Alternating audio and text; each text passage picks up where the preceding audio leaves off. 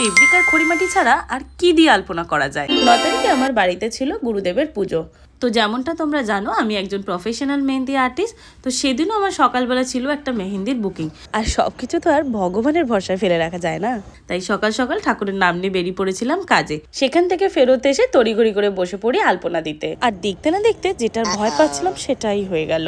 কি হলো তার আগে তোমরা যারা আমাকে আজকে প্রথমবার দেখছো বা যারা আমার কাজ দেখোনি, আমি উপরে আমার ইনস্টাগ্রাম প্রোফাইলের লিঙ্কটা দিয়ে দিয়েছি, তোমরা আমার কাজ দেখতে পারো। আর আমার কাজ ভালো লাগলে প্লিজ লাইক শেয়ার আর কমেন্ট অবশ্যই করো। আর আমাকে ফলো করতে একদম ভুলো না কিন্তু।